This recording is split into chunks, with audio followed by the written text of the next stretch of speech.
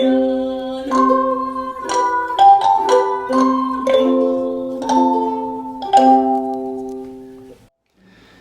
trendsetters, today's tea tale is titled Burning a Whole Log of Incense at Once. The year was 1366, the 5th year of the Georgi era of the Northern Court. It was early spring, the 4th day of the 3rd month of the lunar calendar. The cherry blossoms of Takakura-te in Kyoto were at the height of their beauty, and second Ashikaga shogun, Ashikaga Yoshiakira, had decided to hold a tea gathering under the floral canopy. On the guest list was Sasaki Doyo, a wealthy daimyo from Omi province and cultural badass. The start time of Yoshiakira's tea gathering came and went without a single guest appearing. In truth, Sasaki Doyo had waived Yoshiakira's invitation to take advantage of the full glory of the cherry blossoms of Oharano in the outskirts of Kyoto. True to character, Doyo banded together all the artists and entertainers of Kyoto City and transported them to the countryside for an unprecedented torcha tea gathering under the floating seas of pale pink blossoms. The marvellous design of Doyo's grand escapade would have made anyone's function look dull in comparison, even that of Shogun Yoshiakira's.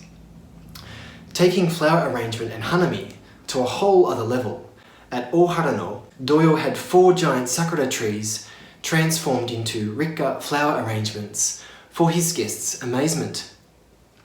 The girth of the trees was so large it took 3 men with their arms outstretched to encircle their trunks. Each tree was erected in its own 10-foot square brass vase. In the centre of this square of extreme ikebana was a table displaying a monumental incense censer as large as a temple bell.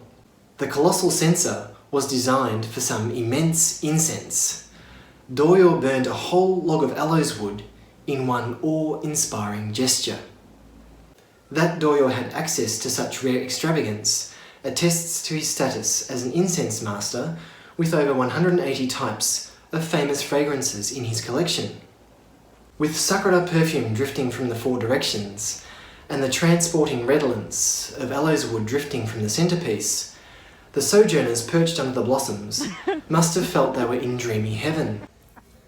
A temporary tent was erected in the shade of trees, with armrests provided for guests to recline as they were indulged with a degustation of 100 rare flavoured delights. Then the real games began, 100 rounds of torcha tea. With each round, participants guessed whether they tasted the true tea or honcha of Togano or the non-tea or hicha of other plantations. A small mountain of 1,000 treasures awaited the winners, and those with the keenest taste buds for tea were awarded the prizes.